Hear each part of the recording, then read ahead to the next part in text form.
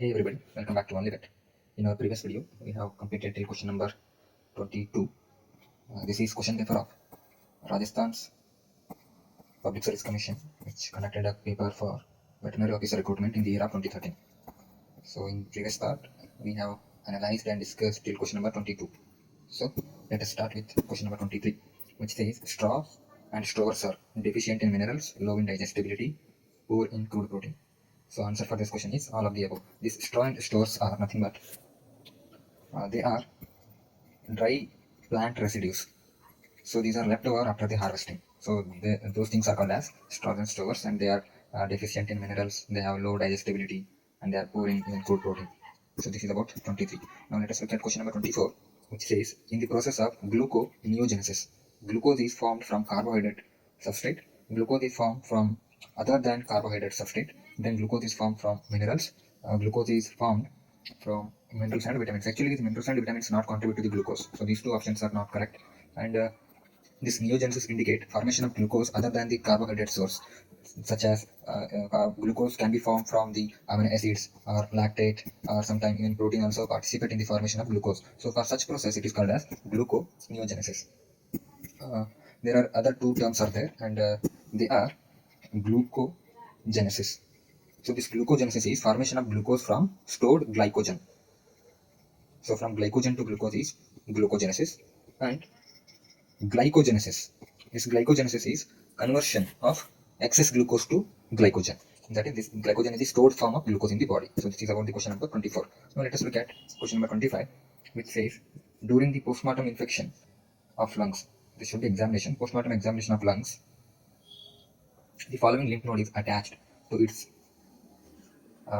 these options as portal lymph node, mediastinal lymph node, mesenteric lymph node, and retropharyngeal lymph node. These name itself suggests where these are located. This portal lymph node is located near or attached to liver, whereas this mediastinal lymph node is present in the mediastinum. Mediastinum is the space between the two lungs. So therefore, this mediastinal lymph node will attach to the lungs, and then this mesenteric lymph node is on the mesenteric, that is the fold which connect intestine and abdominal wall. So this is about mesenteric, and then this retropharyngeal lymph node is situated behind the upper part of pharynx. So this is about question number 25. Now let us look at question number 26. This question says these spores of anthrax organisms are formed in presence of oxygen, carbon monoxide, carbon dioxide, hydrogen peroxide. This don't have any major role, but this oxygen and carbon dioxide are two key factors which plays a role in the formation and inhibition of this sporulation.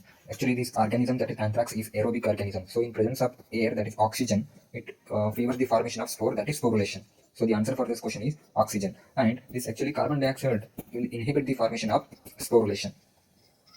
So this is about questions 26. Anthrax organisms are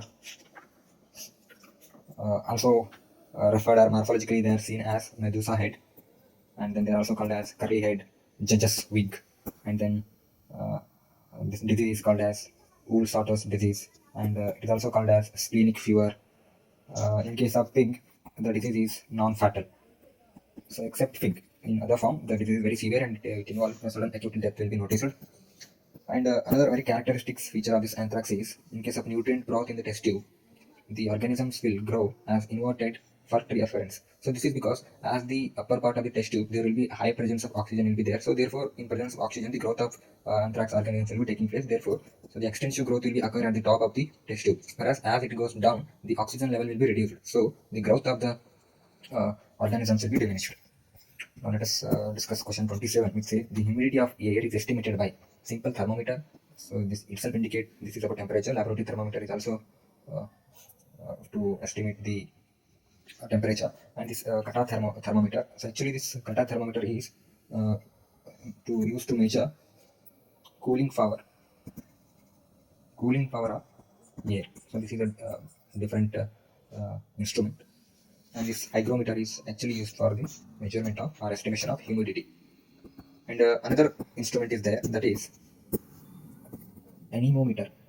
So this anemometer measures both speed and direction of the air. So this is about question number 27. Now let us discuss question number 28. It says presence of detergent in milk is detected by adding ether, acetic acid solution, hydrochloride, bromocresol purple solution. So the answer for this question is bromocresol purple solution is used to detect the detergent adulteration in milk. So this test is done by taking 5 ml of milk, adding 0.1 ml of bromocresol purple solution. So if there is any adulteration of detergent is there, so in such condition the color will change to deep violet, which is a very distinct color. The distinct deep violet color will be there if there is any presence of detergent in the milk is added. If the milk is pure, in such condition a faint color is noticed, that is the violet faint color is there if it is not adulterated. Now let us look at question number 29, which says the toxicity of copper in animal is enhanced by the low dietary level of. So actually this copper and molybdenum has both antagonistic relationship with each other. So in presence of enhanced copper, that is the excess copper, that is nothing but the toxicity of copper, the dietary level of molybdenum will get reduced. If the molybdenum level is increased, that will in turn have an effect on copper, which reduces the level of copper in the body. So this can be understood by, as this molybdenum has a capacity to form complex with copper in presence of sulfur, which leads to the diminished level of copper in the body in presence of increased molybdenum. So this is how this mechanism takes place in the body. So both each other have an antagonistic relationship with each other. So now let us look at question number 30, which says antidote for nitrate toxicity in cattle: methylene blue, calcium disodium EDTA, then sodium thiosulfate, and deferoxamine. So for antidote of nitrate toxicity, the drug used is methylene blue. So what this methylene blue will do is, so the nitrate will leads to the formation of methemoglobin, so which has reduced the oxygen capacity of hemoglobin to carry oxygen. So this methemoglobin will get converts to hemoglobin in presence of methylene blue. So this again by restoring the oxygen carrying capacity of the hemoglobin. So this is how this methylene blue will work. So which act as an antidote for nitrate toxicity in cattle. So this for calcium disodium EDTA, this is the antidote for lead poisoning, and sodium thiosulfate is an antidote for cyanide poisoning, and this deferoxamine is an antidote for excess iron in the body. Now let us discuss about question number 31. The antibiotic with high degree of photosensitivity: tetracycline, ampicillin, gentamicin, and ceftriaxone. So the correct answer for this question is tetracycline. So this tetracycline will make skin more sensitive to sunlight, thereby it have an effect of photosensitivity. Now let us discuss question number 32. An ideal antimicrobial agent should have good oral bioavailability. Yeah, it should have. Then long shelf life. This is also favorable. And then long elimination half-life. This is also true. So the answer for this question is all of the above. Now question 33 says, which one of the following staining method is used for fungus demonstration? Methylene blue gram stain, periodic acid sheet, and Gill-Nielsen stain. This Gill-Nielsen stain is used to stain acid-fast organisms. So acid-fast organisms such as Mycobacterium tuberculosis, so which have mycolic acid in their cell wall. Actually this is a lipid. So in this Jaden stain, the primary stain which is used is carbon fusion, so which is used for 30 seconds, and then it will be heat fixed. And after heat fixing, a decolorizer is used, that is acid alcohol, and after this a counter stain is used, and that is methylene blue.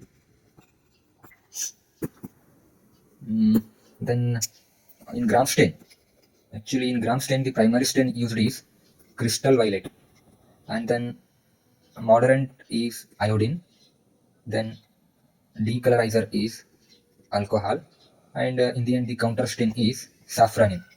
So if the agents are gram positive, those will looks like purplish or bluish in color. If the agents are gram negative, they are stained as pink or red. So the answer for this question is, for fungus demonstration, periodic acid shift stain is used, whereas these other three are used in the bacterial cases. Now let us discuss about question number 34. So this question 34 says, which one of the following pair of etiological agent and disease condition is not correctly matched? So Clostridium chauvai, blackleg, Clostridium septicum brachy, Clostridium hemolyticum, bacillary hemoglobinuria, Clostridium perfringensis. Type C, they have said it enterotoxemia. In case of Clostridium perfringensis, there are different types are there. There as type A, B, C, D, and E. So these types are classified based on the toxins which these organisms produce. So for example, the type D organisms will produce epsilon toxin along with the alpha toxin. So this type A will produce alpha toxin. So type B will produce beta toxin. So like that, even the type E will produce iota toxin along with the alpha toxin. So these are classified as these different types. So these each different types will cause a different disease. So for example, Clostridial perfringensis type A will cause the disease that is gas gangrene, or it may also cause yellow lamb disease. In type B, which cause lamb dysentery. So in case of type C, Clostridium perfringensis cause struck. It is in case of sheep. And type D cause the disease is pulpy kidney disease. And the type E actually cause enterotoxemia. So they have matched it for type C as enterotoxemia. So this is not correct match. So as these other options were correct, Chaui cause black leg, and Clostridium septicum cause brachy, and this bacillary hemolyticum cause Clostridium hemolyticum cause bacillary hemoglobinuria. So this black leg is also get confused with the black disease. So black disease is caused by Clostridium novae, that is specifically type B. So the type B Clostridial novae is responsible for the formation of causing the black disease. So the black disease is different from the black leg disease. So this is about question 34. Now let us discuss about question 35. On re-immunization with same antigen, the level of which of the following would rise steeply in serum? So they are saying re-immunization, that is the second time exposure. So we can also say it as the second exposure with same antigen. So by that time, the memory cells have got formed a memory to how to fight these antigens. These are nothing but the organisms, bacteria, virus.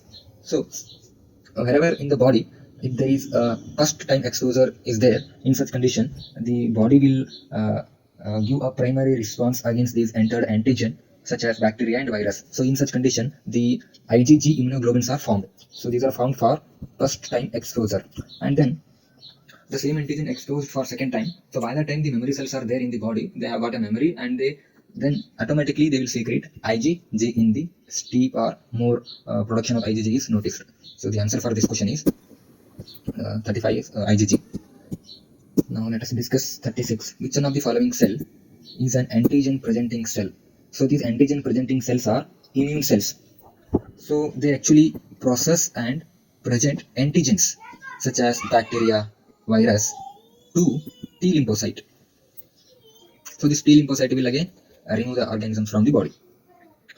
So the examples for antigen presenting cells are dendritic cells, and sometimes macrophages also act as antigen presenting cells, and along with macrophage, the small role of B lymphocytes are also recognized as antigen presenting cells.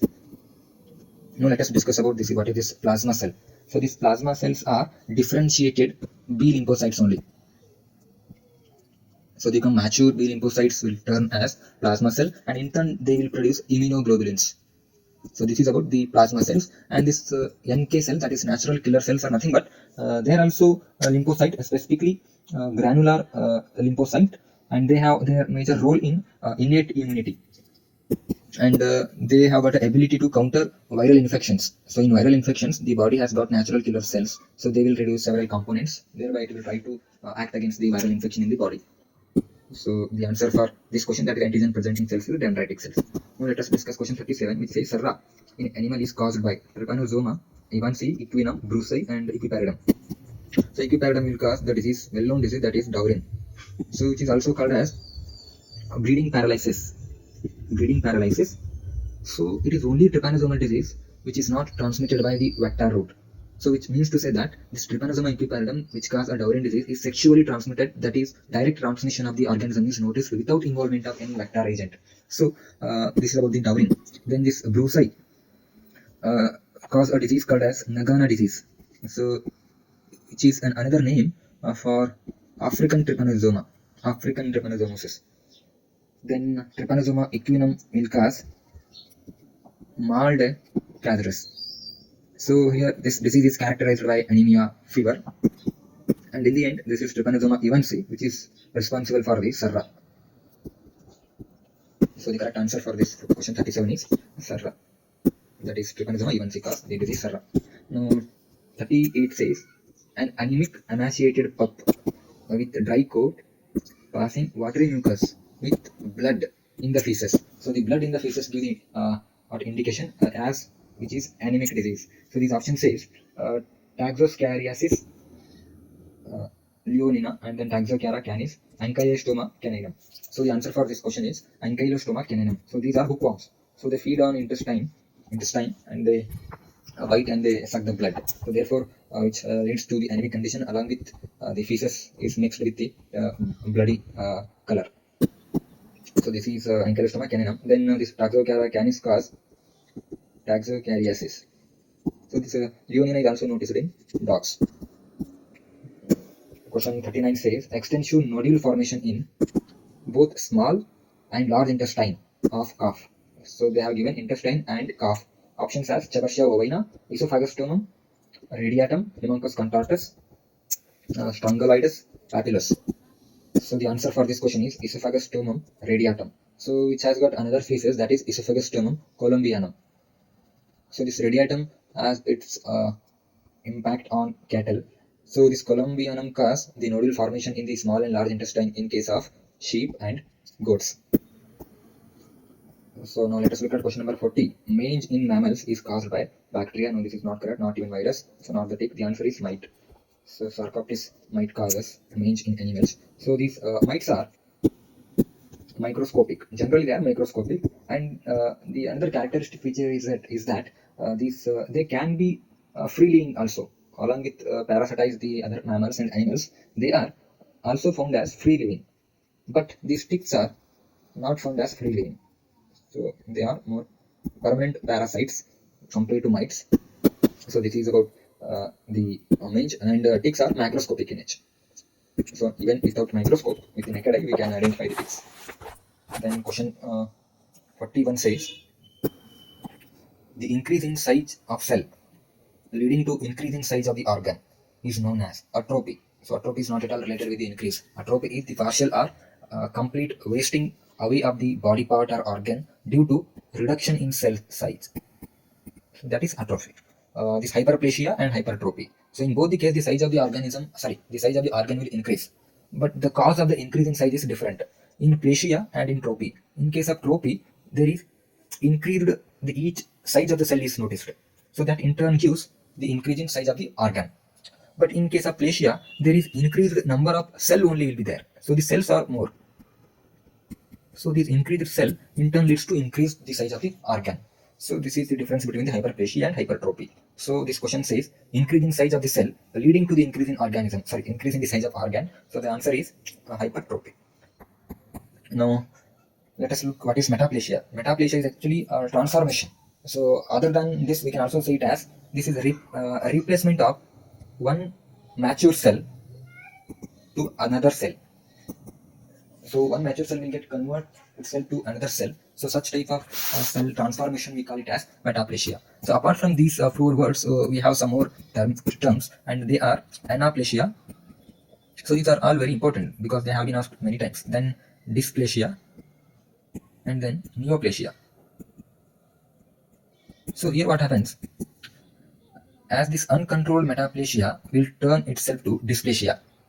So again, the uncontrolled dysplasia is the source for formation of neoplasia. So the thing is to say that dysplasia act as precursor for neoplasia. So before entering into neoplasia stage, the cells are in the dysplasia phase. Now, the dysplasia stands for disorient or disorderly arrangement of cells. So there may be alteration in size, shape, or orientation of cells is noticed in dysplasia. But very important thing is that these are non-neoplastic yet. So after dysplasia, only the cells will transform itself into neoplastic cells, and then that phase we call it as neoplasia. Now let us discuss about anaplasia. Actually, anaplasia is the reverse phase of the cell. So here we can say it as the self tends to reverse itself to more embryonic cell or in differential stage of cell.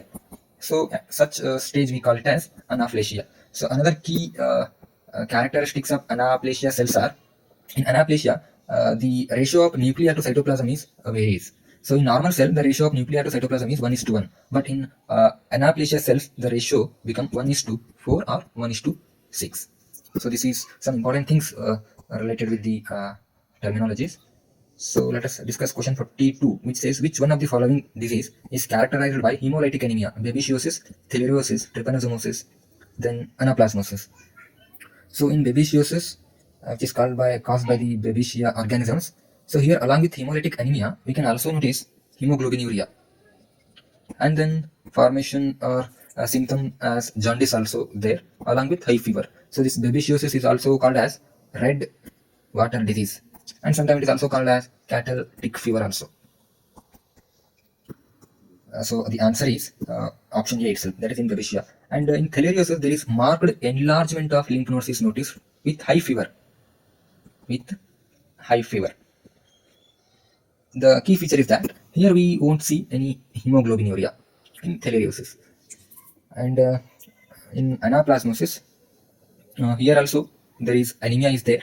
So we can also find jaundice also, but we can't see hemoglobinuria. Now the last one, that is trypanosomosis. So here, which is also called Serra, here we can see fever, anemia, conjunctivitis, and debilitating of the animal body is noticed. So this is question number 42. Now let us discuss about question number 43, which says, which type of nephritis is common in male dog? Embolic, pyelonephritis, glomerulonephritis, interstitial nephritis. So the answer is interstitial nephritis is very common in male dog. Now let us discuss about question number 44. Inflammation of gallbladder is called. So they're asking gallbladder. So wherever the bladder they use, it will be related with the cyst.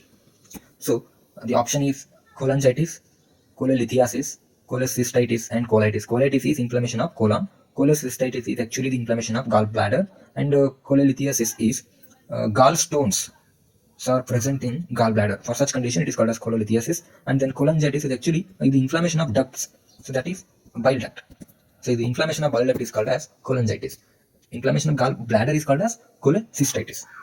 Now question 45 says, the incidence of milk fever increases with parity, may decrease or increase with parity, decrease with parity, not related to parity. Actually, it is related with the parity. So here, the incidence of milk fever will be increased as the animal undergoes more number of parity. So this can be attributed to the reduced ability of calcium mobilization. So the calcium mobilization of animal from its bone is, the capacity has got diminished as the animal undergoes its age. So therefore, the incidence of milk fever is increases with the parity. Question 46 says, thiamine deficiency in goats may leads to pica, iodine deficiency, fatty liver syndrome, then polioencephalomalacia. So pica is because of the deficiency of phosphorus, then iodine deficiency. So here, so it may lead to hypothyroidism, which is also called as goiter. And then in fatty liver syndrome, the excess fat accumulation in liver leads to the fatty liver syndrome. So excess fat. Then polioencephalomalacia is called as cerebrocortical necrosis, so which is also called as softening of gray matter of the brain. So this is not any inflammatory condition. So rather here we are noticing a softening will be occurring. So that is called as malacia. So this is because of the deficiency of vitamin B1, that is thiamine. So to cure this or to treat this, thiamine is used at the dose rate of 10 to 20 mg per kg body weight, 2 to 3 times as per the requirement of the animal. Now let us discuss question 47. Persistent omission is commonly seen in case of acidosis, alkalosis, shock, uremia. So the answer is uremia. So this is attributed to the increased waste, and the toxins will accumulate in GIT, and they even impact the nervous system. So thereby those toxins will trigger the vomiting reflex, so which leads to the persistent vomition in uremia. So acidosis, that is ruminal acidosis, is because of the increased level of lactate in the rumen, and then in this case the pH is reduced, or which is less than 6.7, that is ruminal pH, and in case of alkalosis the pH is more than 6.7. So we are talking about this ruminal alkalosis and acidosis. And when it comes to the shock is nothing but the insufficient amount of blood flow to the organs to deliver sufficient amount of oxygen for the tissues. So such condition is very critical, and it should be considered as emergency. So in question 48 says the severe green engorgement. In engorgement, the ruminal pH becomes, which is 4. So the answer is in severe form of rumen engorgement, that is nothing but the ruminal acidosis. So we can notice the pH will get reduced even to the level of 4. So we'll finish till question 50. So question 49 says, which following infection of cattle, Dictocalus viviparus larva reach the lungs via intestine, portal vein, liver, heart, lungs. From intestine to abdominal cavity, liver, heart, lungs. Intestine to lymphatics, and then mesenteric lymph node. From then enter into the thoracic duct, which carries to the heart, and from heart which pumps to the lungs. So this is the exact pathway of the Dictocalus viviparus larva in the lungs or in the body, right? How it reaches the lungs. So this is the exact route which follows in the body. So this Dictocalus viviparus, the adult organism or adult worm will lay larvated egg. This larvated egg is nothing but egg containing larva itself, so which has direct life cycle. Now question 50, this is the last question for this video. Now remaining questions we'll discuss in next video. So this says following are the diagnostic clinical signs in bovine theileriosis. So as itself we discussed here, the theileriosis, hemoglobinuria is not seen, fever and enlarged lymph node is the criteria which is in markedly seen, and the diarrhea is also not there, and chronic emaciation is not that much pronounced in the theileriosis, rather this is seen in paratuberculosis. So this is about the second part of Rajasthan State Veterinary Officer Examination question paper, which was conducted in the year of 2013. So please do watch it and also share with your friends. And we are coming up with more videos on these all state PCS. We are covering almost some 20 to 50 state PCS question papers, which were asked for the post of veterinary medical officer, veterinary officer, and veterinary assistant surgeon. So this is about today's video. Thank you.